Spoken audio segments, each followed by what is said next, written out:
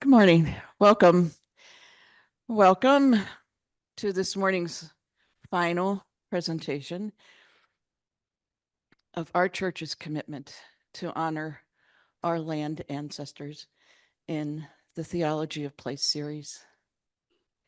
I'll introduce Robert Wapahi in a few minutes, but I want to be sure and let you know that his artwork is in the loggia, which is the lobby next to the sanctuary. And this is the last day you can see it. And for the people on Zoom, we're going to show a little video of his work so they will be able to see it. And if you would like to purchase a piece of artwork, contact Nanette Sawyer. She's not here because she's has responsibilities at the service this morning. Anyway, contact her through the church or the church's reception. And that includes, if Robert's work sells out here, she would be the contact for him through the church ongoing. The Fourth Presbyterian Church Chicago congregation gathers together to state our values on lands that have been stewarded by the ancestors and descendants of tribal nations who have lived on the shores of Lake Michigan from time immemorial. We thank Robert Wapahi for his lifelong dedication to the remembrance of these truths through his art and storytelling. We recognize that our church is built on property that through an illegal auction of the U.S. government in 1849 and prior, forcibly removed indigenous people from our church land, this land, which was their homeland. We give honor and praise to our land's ancestors, the Potawatomi Nation, who nurtured and protected these lands, waters, and animals before our white ancestors settled here. We celebrate all indigenous people who call Chicago home, their traditional teachings, and their life ways. Built on the stolen land of the Potawatomi, with fortunes amassed from the stolen wealth of chattel slavery, Fourth Presbyterian Church, by this program, seeks to remember, repair, and repent historical harms as it strives to become a beloved community. Let us pray. Back in the time when all things spoke, you, Lord, were lamb and shepherd. You, Lord, prince and slave. You, peacemaker and sword bringer. You, the everlasting instant. You, who walk each day beside us. You, who preach a way that's narrow. You, who have a love that's wide. You, the everlasting instant. Bless this hour that our brother Robert will bring us a new seeing, a new knowing, a new loving of nature and spirit one. Amen.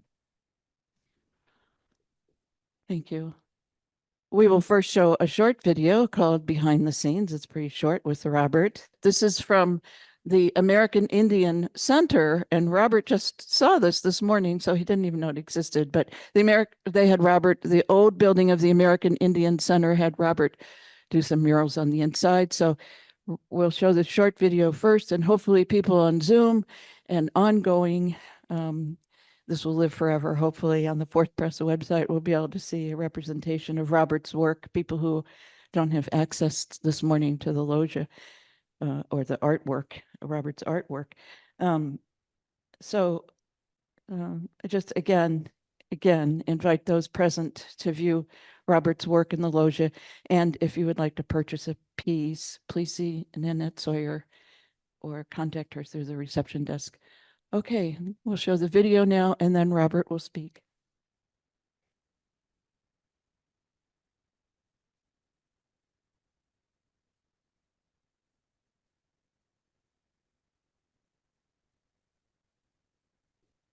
Almost 25 years.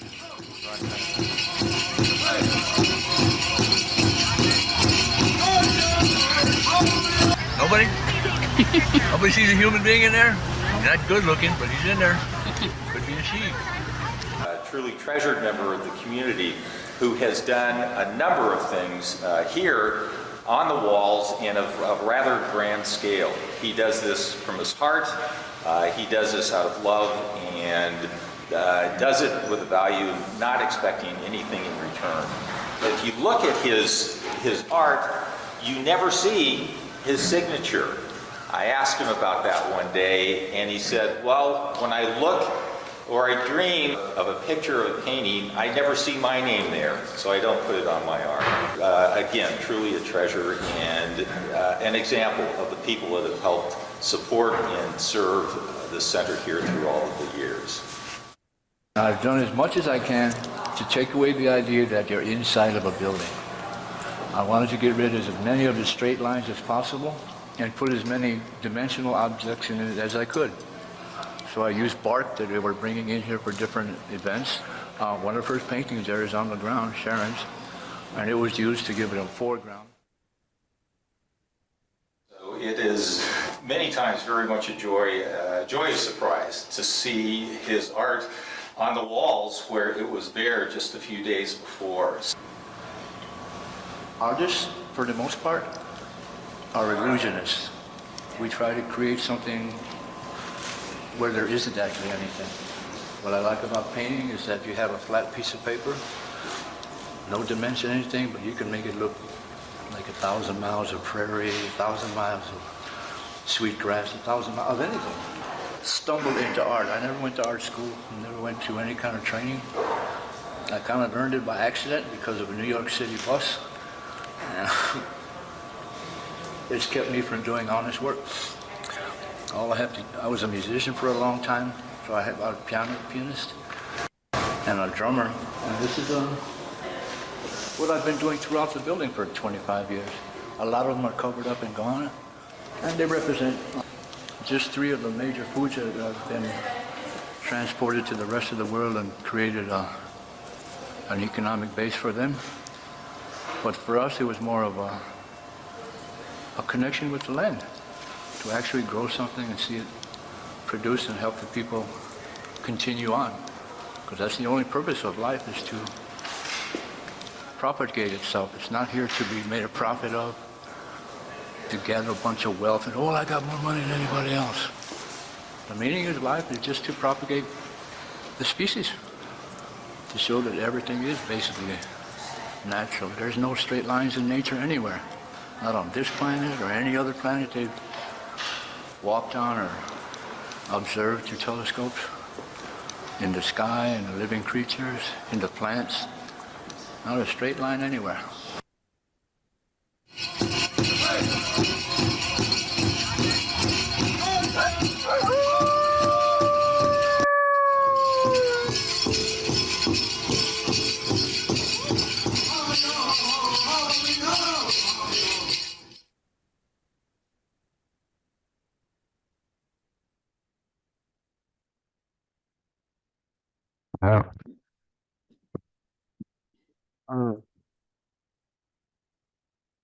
First of all, I'm going to explain this marble to you. When I was a kid, well, I still play basketball. And I got a pretty good jump shot. It's not about that high anymore. When I was a kid, I played basketball. I spent all my youth climbing trees in Nebraska. I did. I love climbing trees, and I taught my grandkids, my kids, and anybody else's kids that was in the area about climbing trees and actually feeling nature, not so much looking at it or seeing the roundness of a tree or the triangularity. I think I just made up a word. Triangularity. That sounds right. Of a tree. I grew up on, first of all, there's the United States. Everybody see New York, Florida, California, over that way. Well, right in the middle is Nebraska, where I'm from. The state of Nebraska is roughly this shape. All straight lines, there's a chunk there missing, and it goes in and out. Just the only part where my reservation is at is angled. There's a Niobrara River. The Missouri comes in and it blends in with it. and further down it blends into what is that, the mighty Mississippi. I grew up there. I was born there. See, earlier today I was wondering, what can I explain to you that I don't want anybody to feel bad? I was never able to use the words ate, father, or ina, mother. I never knew my parents. I was adopted out early, and if you think about,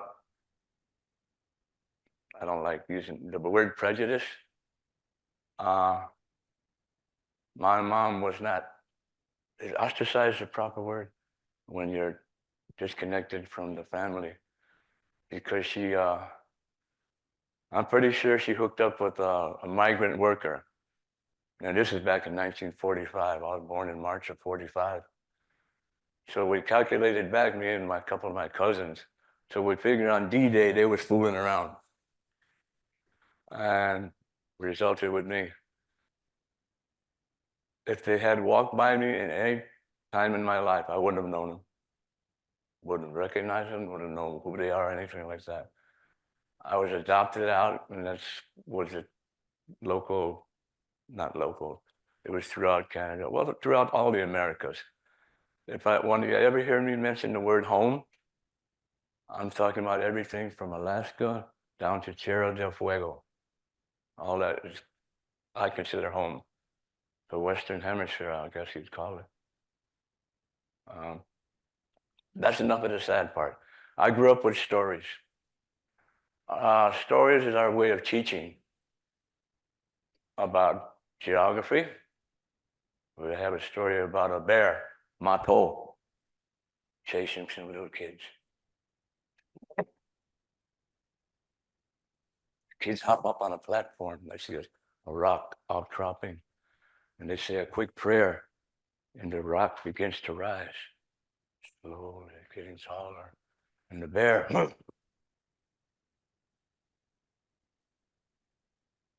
as it's constantly going up, he's reaching, clawing at it.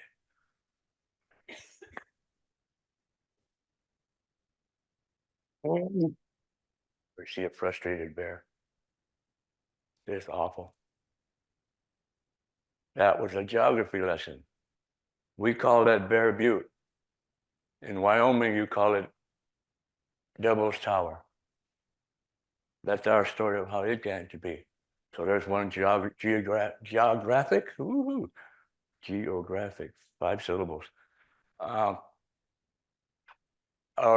way of telling stories. Here's another one. We don't have a calendar. There's no such thing as such and such a day or such and such a week. All we know is when the ice breaks on the rivers, it's springtime. When the leaves start falling off the trees, it's fall. One of our stories about, I guess this would be a meteorological story, is that grandfather one time called the trees. Our word for trees is cha. Cha! Cha! Called down. The trees leaned in. They didn't exactly walk over anything. They just kind of leaned in to where he was speaking to them from. Says, I have to go away for a while. He talks to all the trees, the pines, the oaks, the elms, that's the way we have streets around here named after trees. It's kind of wild too. Can you watch over these humans? They're a sorrowful bunch. They have to wear clothes, and they do this, and they get wrapped up in skins and hides of our relatives. We also don't have a word for animals. They're relatives. All of them, the flyers, swimmers, the walkers, the crawlers. Well, anyway, Grandpa says, well, I'm going away. Can you watch over those humans? They're a sad bunch. Right away, all the trees. We can do it. We can do it, Grandfather. Well, watch over them real good, real good. How long will you be gone? I'm not real sure, but you just take care of them. Anything comes up, you watch over them. Sure, sure, sure. We got your back. They didn't actually use those modern terms. I'm just using them through, because I usually talk to a lot of little kids and I'm trying to relate to them at the times. Well, anyway, the trees. And the first day, everything is fine, pardon me. They're watching, they're looking at the humans. And the humans are doing human stuff. Boating, swimming in the river, bathing, cooking food, starting fires. The trees are watching. First day, everything's fine. Second day, starting getting tired, trying. By the third day, half of the trees. These humans are kind of boring. They don't really do a whole lot. They just walk around, do the same thing. They talk to each other. They're not very friendly. They climb all over me. By the fourth day, all of a sudden you hear a sound.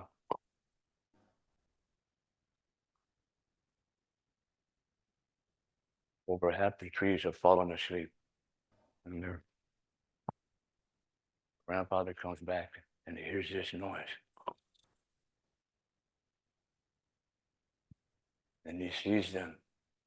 The trees have fallen asleep. Not all of them, but most of them. All of a sudden, the trees. We watched them. See, they're all well, but we watched everything they did. My grandfather knew they had lied, but he didn't say anything. Winter was going to come pretty soon, almost this time of year. And we found out what happened to them. Those that fell asleep lost their leaves. Those that stayed awake kept their leaves, needles throughout the year. So that's how we explain meteorologically, ooh, that's a tough word, why trees look the way they do. So that's meteorologically. Now we have the little brothers, the relatives. There's stories about them. There's stories about everything. And I don't have enough time. And I don't know. Somebody warned me when it was about 40 minutes, because if you want to ask questions, I'll answer any question you got. I used to have a friend behind her desk, reception desk. She had a sign there that says, all questions answered. Then she had a little smaller print. Honestly, $5. Sort of honestly, $2. She was a really funny receptionist for us for years and years at the center on Wilson and Ashland. Well, anyway, yeah. How did you get, since you were adopted, were you adopted by an Indian family? No. Oh. Oh, it's okay, you guys. I was going to get, Oh. well, it's not the larger room. Hello, since you were, how did you get back to your Indian history? Somebody dropped well, I was already about 7 or 8 when they told me. Well, the family, they had already told me I was adopted. Yeah, I but was did they adopted tell you 3 you were different times. Indian? They told me I was from a tribe. They didn't say Which tribe? I'm Santee. Yeah, Santee. You call it, well, historically we are Wapahi. We're from the lower Minnesota area. There's this map again. There's Minnesota. There's a river here called the Blue Earth River that flows down into South Dakota and other states, Wisconsin. Never mind. There were 17, 18 different tribes composed of the Dakota Nation. North of us in Canada are the Nakota. West of us are the Lakota. Same people, roughly the same language, except that one of them used the N, one used the letter D, another one used the letter L. Never got explained how it came about or why. Some stories say that we came from underground. And as people came up and crawled up and saw, oh, sunshine, colors, look at this, there's all that. And they moved off one direction. But then a large person came and plugged up the hole. So the other people couldn't get out. And then just, Really. So, and it took years and years for this to happen. Another group came up and they migrated a different way. And that's the only way they tried to explain to us how the language varied. Same word. Let me think of a good word here. Coda means friend. Kona, friend for the Canadian branch of the family. Kola means friend for the Lakota end of the family. There's been no really honest anthropological, I gotta quit using the big words, anthropological reason for it to explain it. Elders haven't been able to explain it to me. And when I found out I was from a tribe, I went looking for them and I inquired. And I was lucky enough to find out that they were in northeastern Nebraska.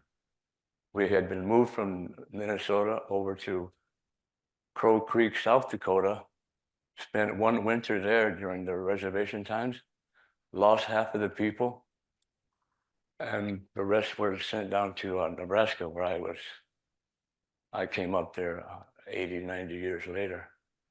And they put us on, actually it was Ponca reservation, so they weren't happy that we got intruded upon, they got intruded upon by us, but we didn't have no say-so in the matter. And that's how the different languages came to be. The stories, all right, so that's the historical part. Where was it going with the other part? I usually have a good memory too, darn. Where So, was that? but who got you interested Oh, there you go. in your, I did it heritage? myself. I was curious and I went back. As soon as I found out where I was from, I went and talked to the elders. And they explained to me the situation with my mom and question mark, the dad. But they recognized the name. So yes, you're one of us. We know the history.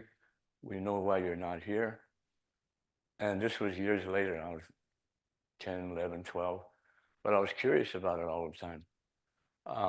The only clue, is that the right word? Is that about this probably being a migrant worker is this stuff. Hair. Most of the tribe, we don't have hair, facial hair. You see some of the elders back home, they've got little stringy things. They look like Charlie Chan. They don't grow a whole lot of hair. But if I let this thing go for a couple of days, it'll start irritating me. So I know we're not a full blood, which is just a quantum thing that government put out to try to eradicate us. That's why we got sent to boarding schools.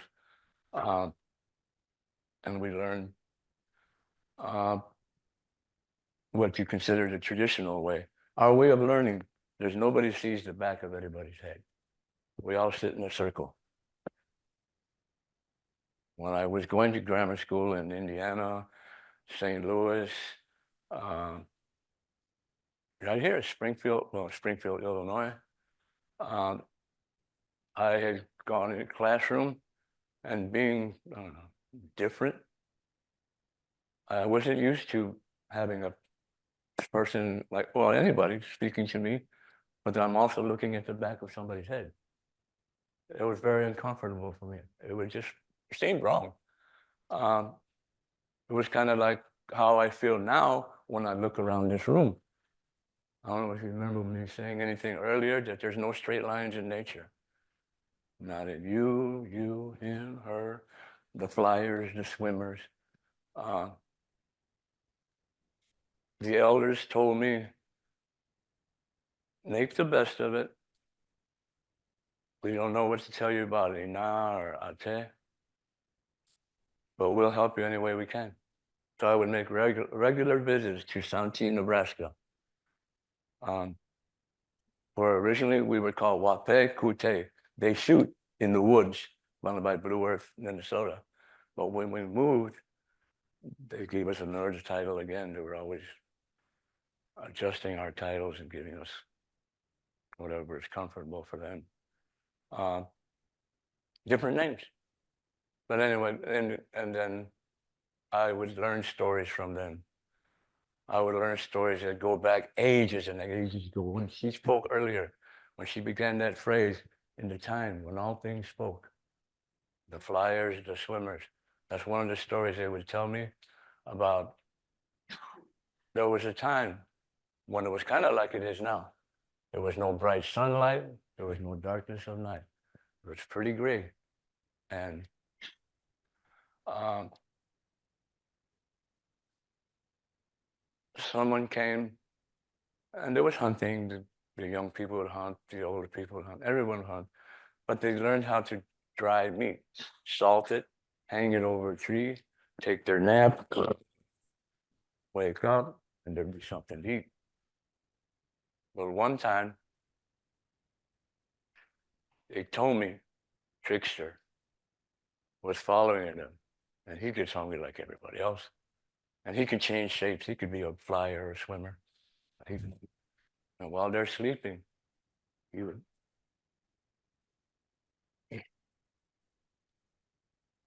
sink away. Two young men were out in there, and this happened to them. So the first day, they kind of looked at each other. Wow. That. Second day, it happened again. Honest, I swear, I didn't do anything. It's about me. You sure? Yeah, would I lie? Well, we'll set a trap. Oh, yeah, what do we do? We'll start a fire there. Then start a fire.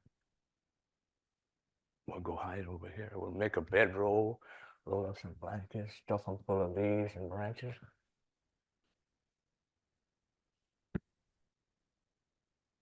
Wait. Sure enough, here comes, he told me, in the shape of a coyote this time. He goes up close. He sniffs. Looks at the food in the tree. Reaches for it. Eating quietly. Something's wrong. They don't look right.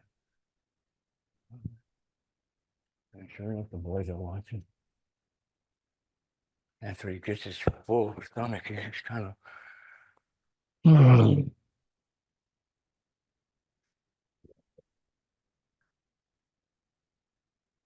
Beauty. Jumps into the sky, falls into the fire. His tail catches fire, shoots off into the sky, and all the embers from his tail burning become the stars in the sky. So there's our astronomical story of how stars came to be. And there are stories for every kind of explanation, how another one was, one time he told me again, this guy was always testing people. He told me the shapeshifter. He saw that fire wasn't being taken care of properly. So one time he just comes up,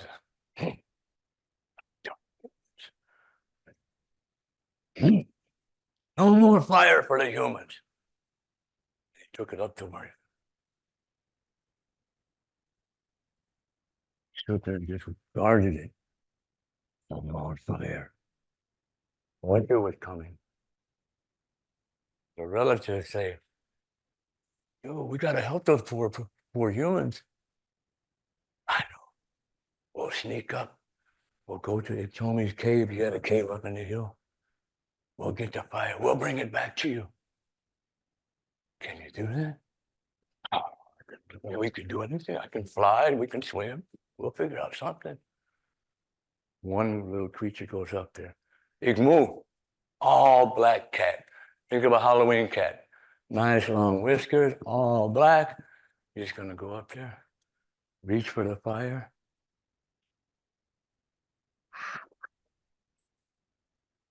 Finds a shell, scoops it up, and he's turning to go out. Yeah! He wakes up. He now has 2 stripes down his back. You call him Skunk. All the creatures that have stripes down their back have the story of how they got those. That's part of the fire story. Chipmunk, deer, young deer, they tried to bring back the fire to the humans. Eventually they got it back, but not by, they just got it back because they went and begged and pleaded. Oh, please, oh, he told me we won't do it anymore. We'll take proper care of things like that. So there's the story of how fire came to be, how creatures got to look the way they do. There's one about, there was a time, Iktomi again was always clowning around with the other creatures. And he's hungry, sitting by the river, just, getting hungry. Oh, somebody bring me something to eat. And he notices some ducks. Quack, quack, quack, quack, quack.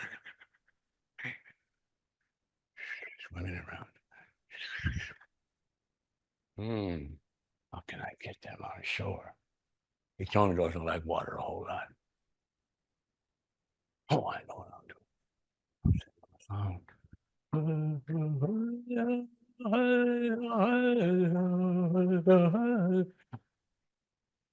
Right away, the ducks look up. What is that? What's that song?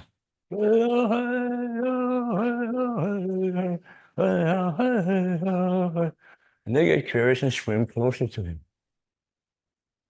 Now he's thinking, now, what's the next step? He tells him, I'm going to sing a special song for you.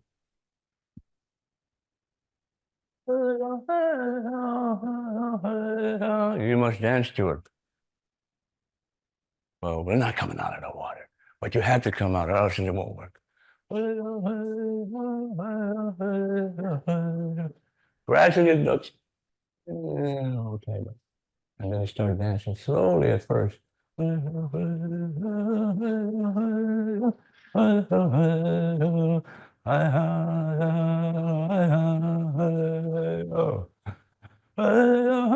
Oh, there's one thing I forgot to tell you. You've got to close your eyes. Quack, quack, quack, right away. Not gonna work. We're not closing our eyes. But you have to.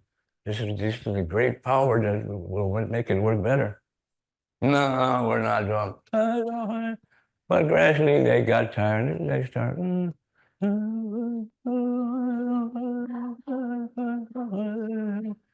When he saw that they had all closed their eyes. One,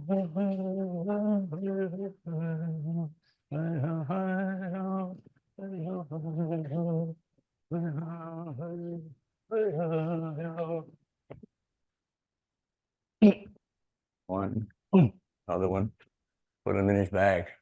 He had tricked them. He was knocking them out. He was going to save them for later. That was going to be his evening meal. One thing about our stories, they don't have endings. They don't have the end. One story leads to another. What he doesn't know, there's another creature watching him. And he's got an appetite too. So he's trying to figure out, well, how am I going to get those ducks away from that darn coyote?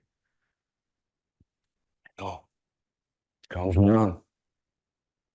You know what makes them ducks really taste good? This special herb. You've got to climb that tree over there to get it where it grows. It'll really make it taste great, like Tony Tiger. Great. You've got to go up and get it. And it goes up. And he starts climbing the wood. Then the wind starts blowing. And Coyote's got a nice bushy tail. And sure enough, the branches catch his tail. And he gets caught up there. And so he's just laughing. Have that bag of ducks. And off he went. We got the ducks from Coyote. And there's no end to the story. They all sort of connect eventually into one continuous story of how all things came to be. And that's our school year. When the leaves start falling in the tree, up and from the trees, that's become storytelling time. This is the time of year. You'll notice, you'll see all the trees that fell asleep. See that they gotta stay awake. This guy, not so much. That's how I learned how to appreciate stories. I'm sorry I don't write more. Like I say, I started drawing, and that film is maybe 20 years old. Most of those paintings got finished, and they're large. Some of them were huge. But then we lost the building, and it's become condos now. So all those paintings, they just gutted the entire building. It used to be a Masonic lodge. When I came to Chicago, I came to stay a couple of weeks, but it turned into 30 some years later. And during that time, it was home to me. It was like living in a castle. It was a Masonic lodge, 100 rooms, 4 stories high with a full basement, a full gym, sleeping areas up on the top, showers on the top floor. The Masons, I tried to study them, but I got kind of scared of it. God says, you don't mess with them. It's a whole different culture. I ain't sure what they were up to. Some people think of them as evil. I thought they were great. I love a place that no 2 rooms are alike. 100 rooms and no 2 rooms were alike. There were some rooms you had to go down in the basement, go over somewhere, climb a little step ladder, go up and wind up on the 2nd floor and look down into what would be called the gymnasium. Nobody knows why. There was a full organ there. Pipes. It was a grand place. When we lost that building, I still dream about it every once in a while. And I wake up expecting to see some of the images I saw in there. I don't know just where that room was, where that stairwell was. I was there 25 years, 27 years, but that's the longest. Yeah, technically, that's the longest I've ever lived in a place. I lived in St. Louis, lived in New York City for 12, 15 years, lived in St. Louis for 8 years. The only reason I was there, I was looking for Chuck Berry. I want to hear my boy play guitar. Yeah.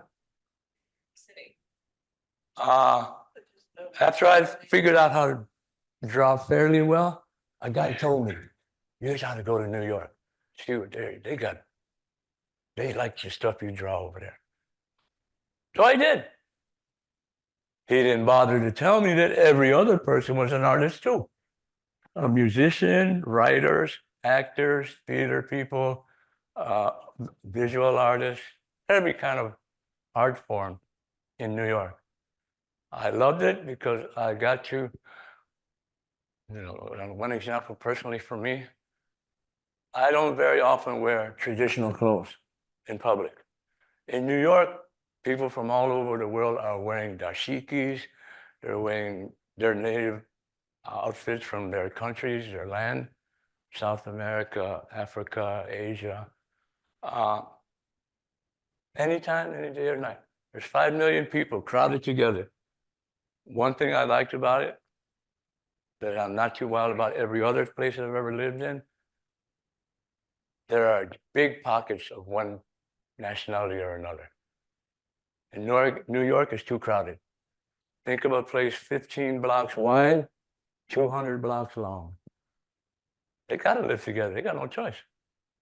There's nowhere to go except up. Live on top of each other. That was kind of tricky. Yeah. Hang on a second. Oh, Oh, excuse me. I know that we can hear you, but the Oh. people on Zoom won't be able to. What inspires you to create art? bus ride. A bus ride. Good old, not a CTA, it's in Manhattan. Well, I was living in the Bronx. Anybody know the Bronx at all, a little bit? Lived on 167th Street, about 5 blocks from Yankee Stadium. The real one, not the, well, I ain't seen this new one they got now. But I rode a bus downtown when going to a job, and I happened to have a piece of paper on me. And if anybody rides a bus or a car or any kind of vehicle, if you're sitting and not paying attention, and it's constantly stopping, and making turns. I wasn't paying attention. Within about 8 or 9 blocks, I recognized a figure, the torso wrapped about here, and a leg kind of like that. I said, no kids in here, right? Shit, if a bus can do this, I can learn it by accident. It was a pure accident. And I've been scribbling ever since.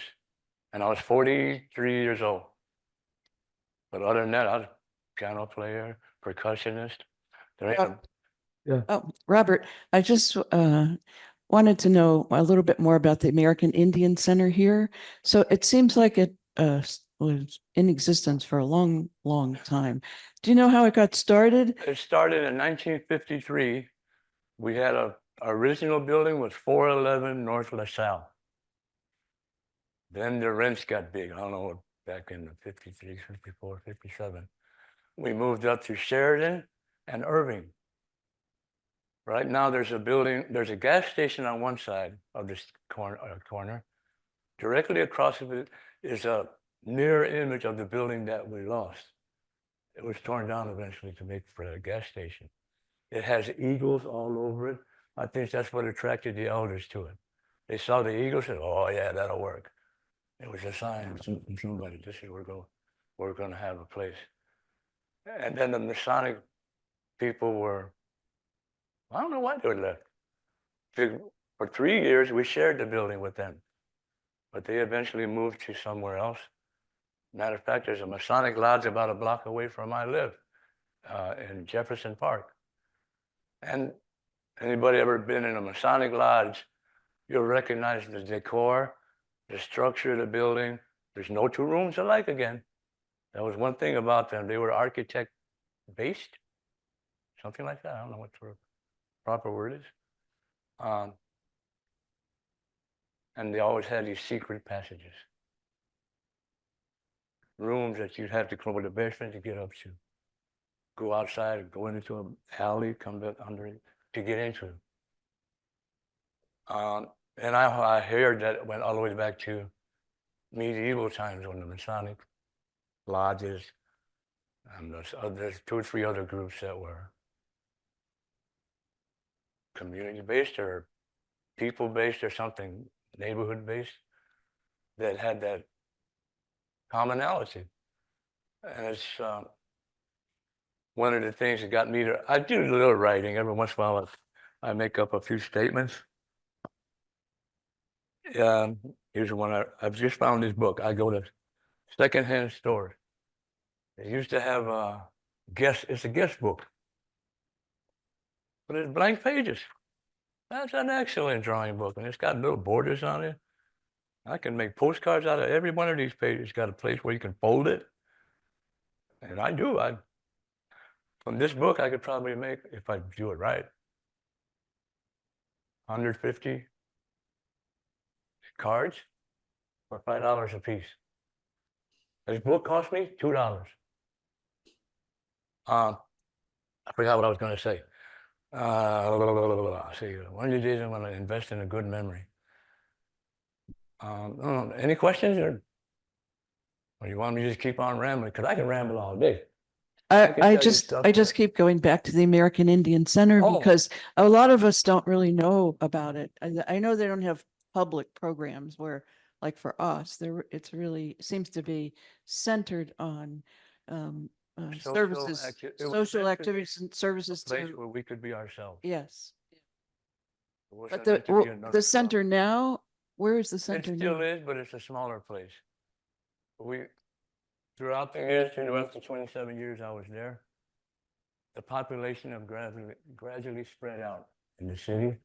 Some have gone home to Wisconsin, to Minnesota, to Arizona, because the original name was All Tribes Center, not just a regional Potawatomi, Sac and Fox, or I'm not sure what the other groups were that were locally around here. Ojibways, our testing partners.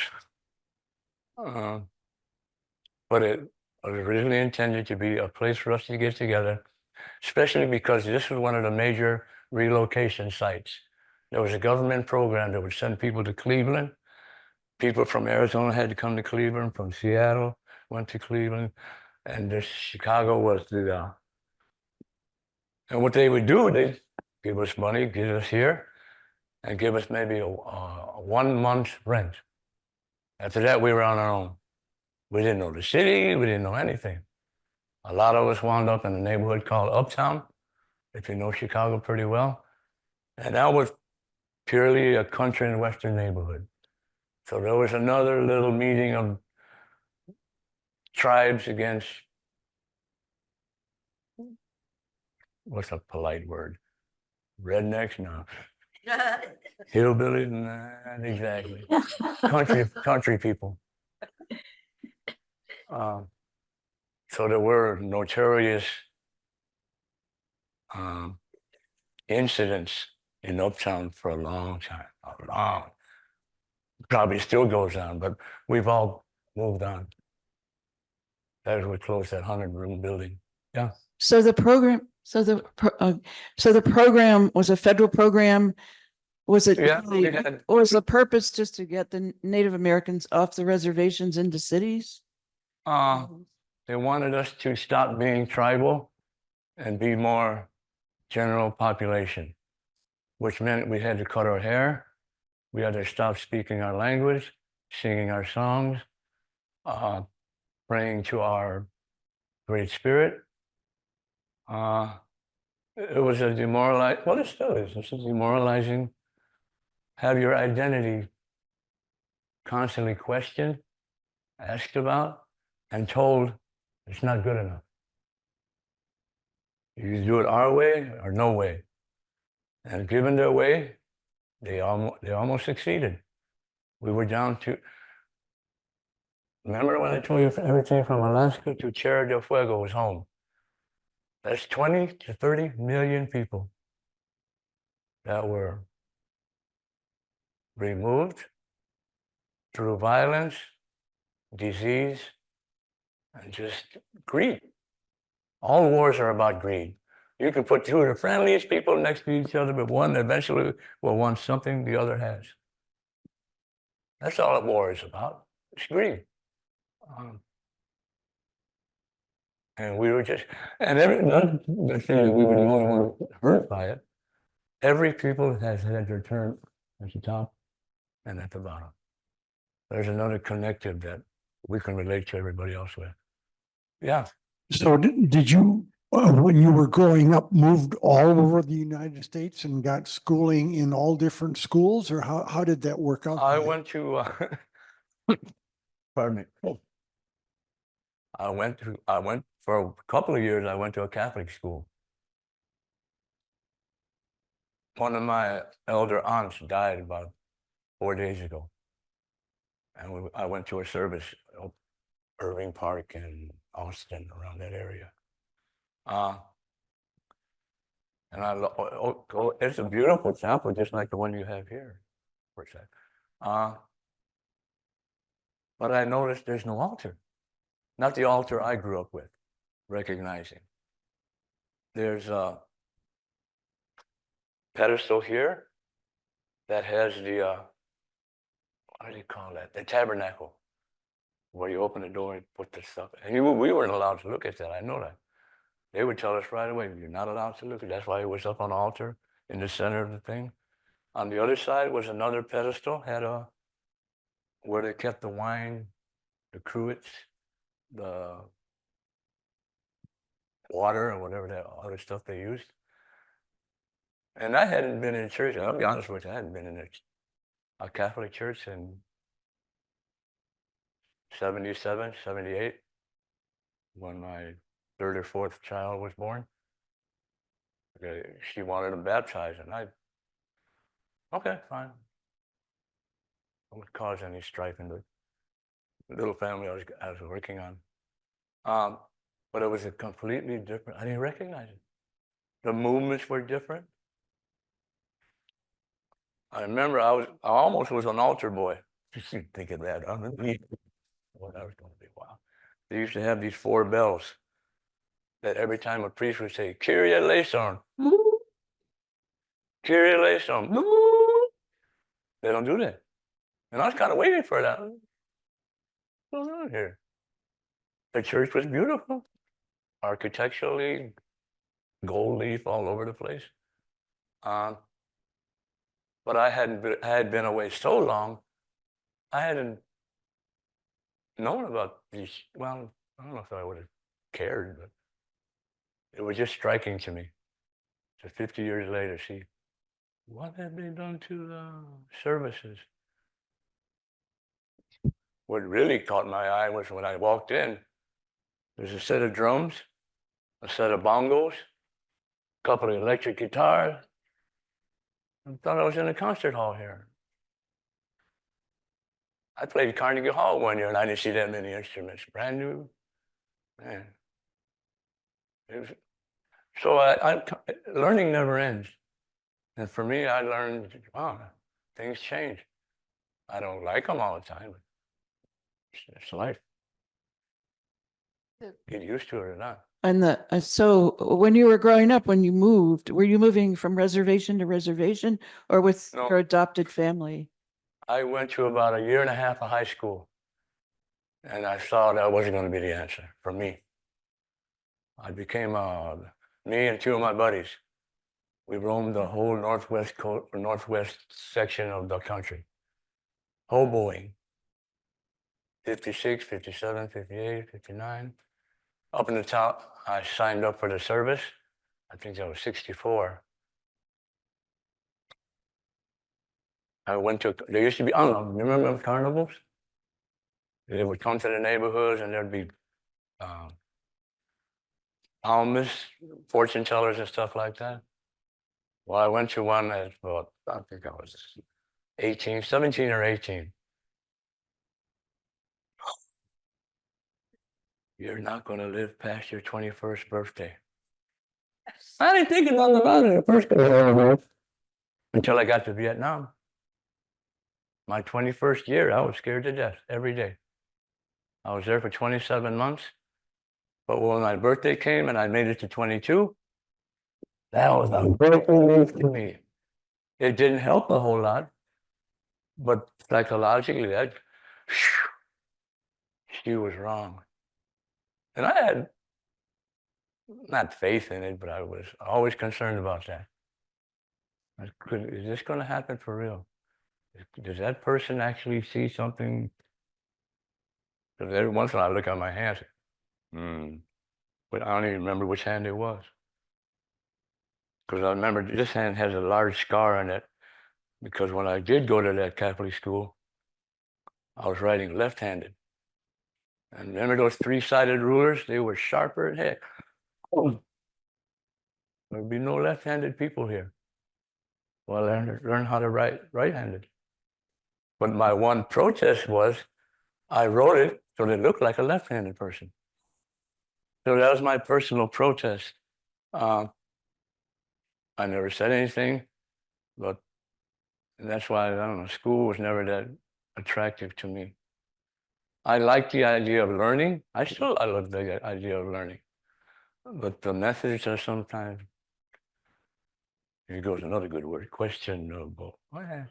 4 syllables. Yeah. Have you written your life story? Oh. My kids tell me I should. Yes, you should definitely write your life story. It is very interesting and we all can learn from it. Everybody Please has a great write story. it. Life's one of the connectors for all of us. We all bleed red. That was one of our phrases back in the radical 70s. We all bleed red. I didn't think about it. Oh, yeah.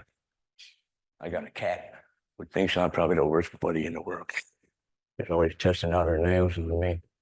When the government wanted you to move, did they offer to find you jobs other than just give you 1 month? Yeah, that was it. Or did they, so did They they didn't offer find no you? jobs though. He says, when we got, you know,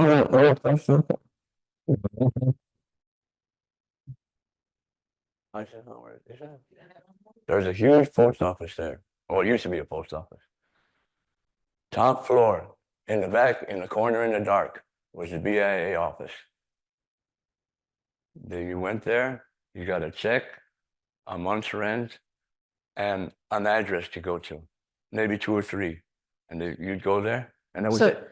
if I may, so you're talking about the Bureau of Indian Affairs. Yeah, So it was a federal office, Bureau of Indian it Affairs. was in that post office in building. that old post office. Yeah. So what really attracted people to come to Chicago? Was it We were organized? forced to. Oh, you're It wasn't forced an to. attraction. And this was in We had like no the, choice. this is like the 1950s, 1940s? 40s, 50s, After the 60s, war, up yeah. to about the 70s. Yeah. And so, and then they gave you a month's rent and you were supposed to find your own place to live? Is that Yeah, how they it worked? suggest places, Uh-huh. YMCA's. They tell you about a neighborhood Mhm. where the rents were cheaper than everywhere else. And So then is that how the American Indian Center got started to help people with that process? yeah, Yeah. back in the 60s and 70s. That was the original intent of the place. Not just a social gathering place, which for me, this was. I didn't care so much about the rent and stuff like that. I was used to living on the road as a teenager anyway. But there was no formal program set up from month to month to month to month. No. You were just put in someplace here, figure it out. So you're on the bus and you feel you have an image of art. Then do you dream the other big pieces that you showed in the video?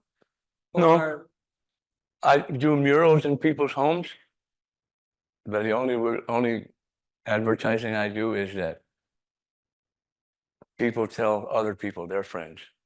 But what I also tell them is do, if they show me a wall and it's got an imperfection in it, don't fix it. It'll become part of the design. If there's a hole in the wall, I'll put a little squirrel or something looking out of the hole. Don't mess with but you said you don't sign your art, so do No. you think it comes from a subconscious place or the stories, from the from all the stories? different stories. Remember, I was born in 45. So do you I remember dream? TVs were that big. And they were black and white, but they were just that big. And we didn't have one. I had to go to some friend's house to see it. Yeah. We have a question from someone online who asked if you could tell us a little bit more about your religion. I'm gonna make this as polite as I can. Every people believe in some great spirit, some great entity, or whatever adjective you want to use, and it's always up high. There's no greatness associated with down there or down. The one difference is that every people, the Asian entity is an Asian. The European entity is a European. The African entities, or however many they are African. Ours doesn't have a physical form. It doesn't have hair. It's not a him or a her. The word Wakan, Tanka, means big mystery. That's as far as it goes. It's not a personal description that matches who we are, what we look like, what we've become, anything. That's the one main difference about our view of it. See, I'm not comfortable using the word religion. Ours wasn't made, created, decided upon to look like us. We just knew it was there. Thank you. Thank you for the rain. When it rains, I hear people all the time, oh, it's raining, what a lousy day. For me, rain is Father Sky giving Mother Earth a drink of water. A little different way of doing it, but it's just it's about as common as it gets. But it's no hand coming out of the sky. No, I don't know, whatever the creatures that are associated with certain religions. Yeah.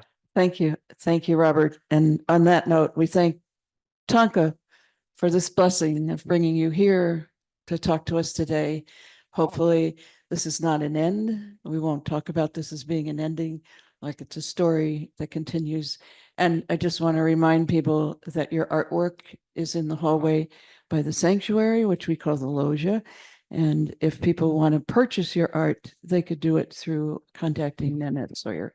Thank you very I don't much. have none of that stuff. I don't have none of that.